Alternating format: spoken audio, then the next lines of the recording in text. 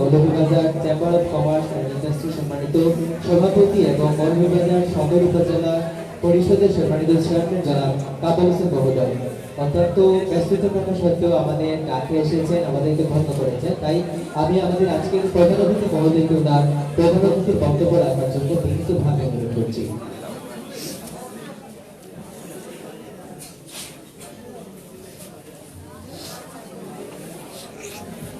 আজকের এই ইনফিনিটি মেধাবৃত্তি 2019-এর ফল প্রকাশ, পুরস্কার বিতরণ এবং ইনফিনিটি ম্যাথ সেন্টারে এসএসসি 2020 ব্যাচের বিদায় এবং সম্বোধনা অনুষ্ঠান। আপনারা সবাই একটু আমার কথা কি শুনবেন? যদি কথা শুনেন তাহলে আমি কথা বলবো। তার কথা শুনতে হলে আপনাদের মুখ বন্ধ রাখতে হবে। আপনারা এখানে যে অনুষ্ঠানে উপস্থিত হয়েছে, ইনফিনিটি কিছুক্ষণ আগে যে রেজাল্ট ঘোষণা করলো তার থেকে বোঝা গেল যে মৌলভীবাজারে যে মেধাবী ছাত্রছাত্রীরা যারা আছেন আপনারা এখানে উপস্থিত। চেয়ারম্যান জনাব আলাউর রহমান টিপু, আর অত্যন্ত গর্বের সাথে আমি সম্মান করতে চাই যেখানে আহমদ আলী সাহেবের বাবাকে। আপনি একটা কৃতি সন্তানের বাবা, তাই আমরা সবার পক্ষ থেকে আপনাকে আমরা সালাম জানাচ্ছি।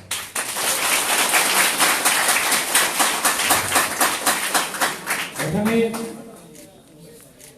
বক্তব্য যেটা আমি দিব, আসলে ইনফিনিটি ম্যাথ সেন্টার, ম্যাথ মানে কি অঙ্কই তো নাকি? আমি অঙ্কতে বরাবরই কাজ করি, অঙ্কে জীবনে ভালো ছিলাম না, তারপরেও আজকে যারা তোমরা অঙ্কতে ভালো তাদের উদ্দেশ্যে বক্তব্য রাখতে আসছে, এটা সৌভাগ্যের বিষয়। আমি শুধু একটা জিনিস বলবো, তুমি অঙ্ক কতটুকু জানো না জানো সেটা পরের বিষয়, আগে তোমাকে হিসাবটা কষে নিতে হবে তুমি জীবনে কোথায় যেতে চাও। You should make your target, you should make your destination, আমি কোথায় যাব, দেন তোমার মতো করে তুমি সেটা তৈরি করে নিতে হবে। তুমি অঙ্কতেই যাও, তুমি ইংরেজিতে যাও, তুমি অন্যান্য সাবজেক্টে যাও, যেখানেই যাবে তার আগে তোমার টার্গেটটা ঠিক করে নিতে হবে। যদি জীবনে ভালো টার্গেট করে যথাযথভাবে নিজেকে তৈরি করতে পারো তাহলেই তুমি জীবনে সাফল্য পাবে। এই শিক্ষকরা যারা আছে সবাই মিলে যদি তোমার অ্যাটেনশন থাকে না, ক্লাসে যাওয়ার পরে আমরা দেখি অনেক ছেলেরা বা এখানে শিক্ষক আছে, আমরাও ছাত্র ছিলাম, তো বরাবরের মতো বলতে পারি এটা যে এই তোমাদের বয়স বা তার পরবর্তী একটা বয়স অত্যন্ত উশৃঙ্খল বয়স, যা নিজকে নিয়ন্ত্রণ করা যায় না, অনেক সময় অগোছালো হয়ে যায়। তো বি কেয়ারফুল। তুমি ক্লাসে যখন যাবে, যে কোনো প্রাইভেট টিউটরের কাছে যাও আর তোমার রেগুলার ক্লাসে যাও, তোমাকে স্যারের কি বলছেন সেই দিকে তোমার অ্যাটেনশন থাকতে হবে, তাহলেই তুমি কিছু লার্ন করতে পারবে। মনে রাখবে, প্রথমেই জীবনে যদি ভালো করতে চাও একটা বাধ্য ছেলে হতে হবে, সে ছেলে হোক বা মেয়ে হোক। কার বাধ্য? তার মা বাবার বাধ্য হতে হবে। আজকে আহমদ আলী যে বক্তব্য রাখছে, তার বাবার প্রতি যে সম্মান দেখাচ্ছে, সে বুঝতে পেরেছে যে তার বাবা যদি একটু স্বাক্ষর জ্ঞান থাকতো না, সে নিজে শিক্ষা নিয়েছে এবং তার বাবা তার জীবনে যত পরিশ্রম ছিল, মেধা ছিল, যতটুকুনি ছিল সবকিছু তার সন্তানদেরকে তিনি দিয়েছে। মা বাবার বিকল্প কেউ নাই। তুমি মনে রাখবে, ছেলে হোক মেয়ে হোক, জীবনে তোমার মা বাবার চাইতে আর আপন বন্ধু পৃথিবীতে কেউ নাই। তোমার মা বাবা তোমাকে যে শিক্ষা দিবে, যেদিকে চলার জন্য বলবে, তুমি ঠিক সেই দিকে চলবে। দ্বিতীয় ধাপ হলো, তুমি যখনই তোমার স্কুলে যাবে, কলেজে যাবে, যে কোনো প্রতিষ্ঠানে যাবে, এখানে তোমার একমাত্র অভিভাবককে তোমার শিক্ষক। আমরা এখনো যদি আমাদের মাধ্যমিক পর্যায়ের শিক্ষক কাউকে পাই, প্রাইমারি শিক্ষক পৃথিবীতে আর বেঁচে নাই, অনেকেই বিদায় নিয়ে গেছেন। তাও মাধ্যমিকের যারা আছে তাদেরকে যেই জায়গায় পাই, শ্রদ্ধা করে মন চায় তাকে পায়ে ধরে কদম কুচি করি এবং করিও। বিকজ একটা মাত্র কারণ, এই শিক্ষকদের কারণেই আমি কামাল হোসেন নিজেকে তৈরি করতে পেরেছি। আমি ঢাকা পর্যন্ত যেতে পেরেছি। ঢাকা বিশ্ববিদ্যালয়ের আমি ছাত্র ছিলাম। সেখান পর্যন্ত যাওয়ার সুযোগ হয়েছে আমার স্যারদের জন্য, আমার মা বাবার জন্য। আমার মাও নাই, আমার বাবাও নাই। এখন আমার মার কথা মনে হলে আমি কাঁদি, কারণ আমাকে মা বাবার আদর দেওয়ার মতো পৃথিবীতে কেউ নাই। এখন আর আমাকে কেউ ডাকে না, বাবা তুমি কোথায়। মা আমার পৃথিবী, মা আমার স্বপ্ন, মা আমার ভবিষ্যৎ, মা আমার বেহেশত। আমি মাকে এ পরিমাণে সম্মান করি, সবাই মাকে সম্মান করে। তাই জীবনে যে যেখানে যেতে চাও, এই আহমদ আলীর দিকে তাকান। তার মা বাবার দোয়া, তার মা বাবার সেই চাওয়া পাওয়া সবকিছুতে সে আজকে এই স্বপ্ন বিজয়ী একমাত্র আহমদ আলী হয়েছে তার এই বাবা মার কারণে। আমরা সবাই লেখাপড়া করব, লেখাপড়ার কোনো বিকল্প নাই, কোনো বিকল্প নাই, কোনো বিকল্প নাই।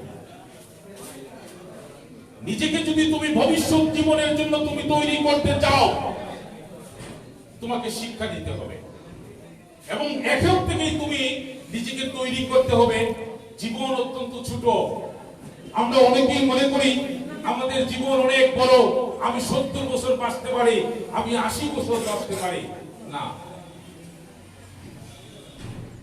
এই জীবনে শিক্ষা এবং নিজকে গড়ার যে বয়স সেটা মাত্র 30 ইয়ার্স, 30 to 35। তারপরেই তোমাকে শিকার আর জীবন থাকবে না।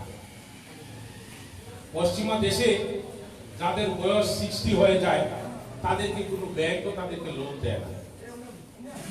দেয় না কেন? তোমার জীবন তো ছোট হয়ে গেছে, আপনি বুড়ো হয়ে গেছেন। এই তারুণ্যের সময়ই তোমাকে নিজেকে তৈরি করে নিতে হবে। লেখাপড়া করো, নিজে জীবনে প্রতিষ্ঠিত হতে হলে লেখাপড়া করেই তোমাকে একটি জায়গায় যেতে হবে। আমি মা বাবাদেরকে বলবো, আপনার একটি সন্তান আপনার সম্পদ। কোনো কিছুতে আপনি সময় দেবেন না, আপনার সন্তানকে আপনি সময় দিন। আপনার সন্তানই একদিন আপনার ঘরে আলো জ্বালিয়ে দেবে, এই সমাজে আলো জ্বালিয়ে দিবে। একটি সন্তান একটি এলাকাকে আলোকিত করতে পারে, একটি সাইফুর রহমান তৈরি করতে পারে, একটি মসজিদানি তৈরি করতে পারে। একটি সন্তানই পারে তার এক সমস্ত জেলাকে আলোকিত করতে।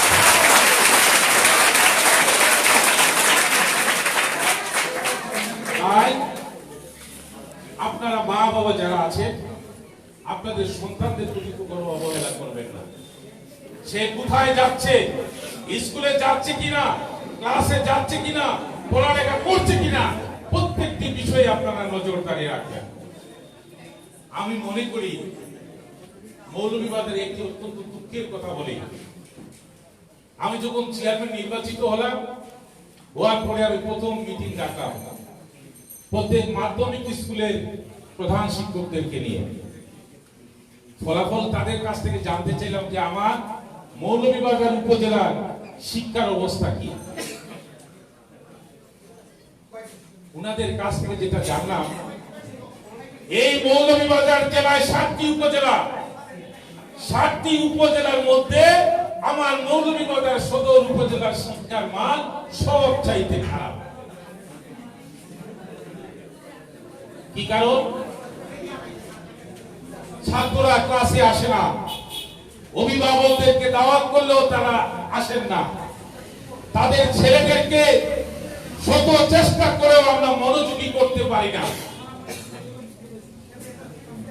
আমরা কি করতে পারি? আমরা কি শিক্ষকদেরকে দায়ী করব না আমাদের অভিভাবকদেরকে দায়ী করব? আমি অনেক অভিভাবককে আমি দেখেছি স্কুলে প্রধান শিক্ষক খবর দেওয়ার পরেও তিনি কাজের বাহানা দিয়ে স্কুলে আসেন।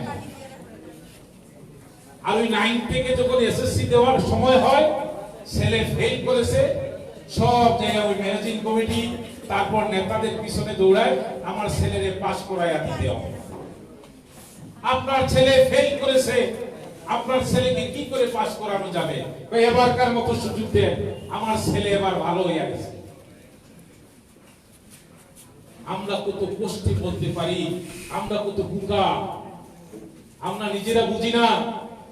সারাদিন নিজের কাজকে আমরা গুরুত্ব দেই, আমরা কখনো গুরুত্ব দেই না আমার একটি সন্তানকে আমি সুপ্রতিষ্ঠিত করব, একটি ভালো শিক্ষায় শিক্ষিত করব, সেই জিনিসটা আমরা কেন বুঝি না? কেন আমি আরেকজনের কাছে যাব আমার ছেলেকে পাস করিয়ে দেয়? লজ্জা লাগে না?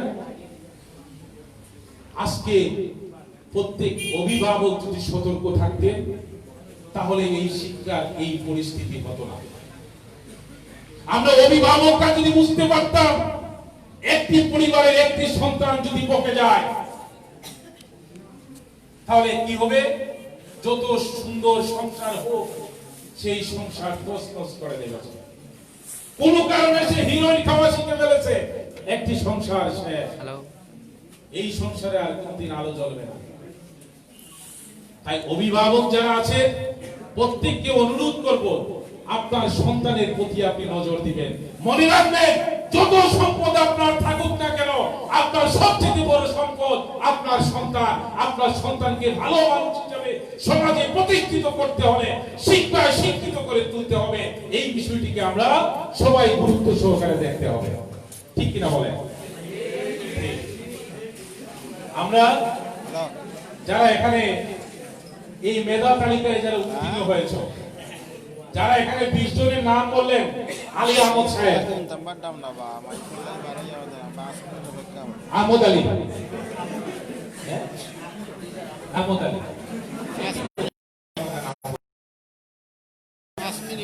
এই যে 20 জনের নাম বললেন,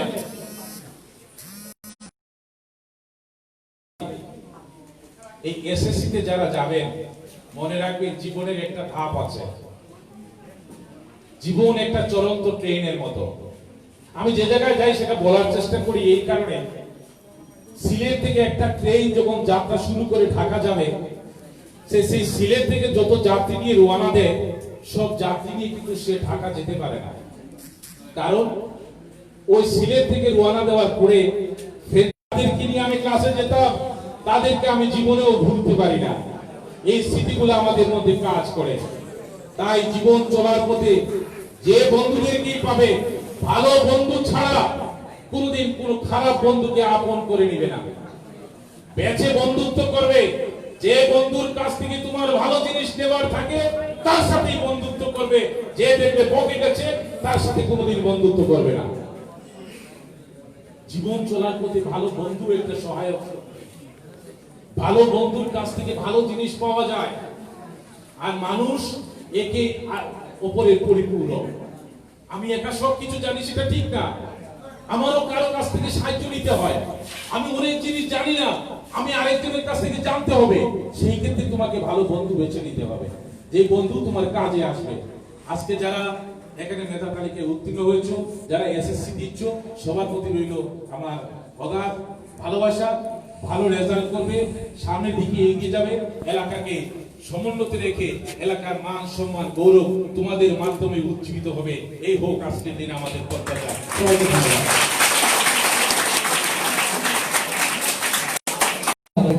পুরস্কার বিতরণী পর্বে আমি শুরুতেই আমাদের তালিমুল কোরআন এবং নিত্যদিনী ম্যাথ কোচিং সেন্টারের যৌথ আয়োজনে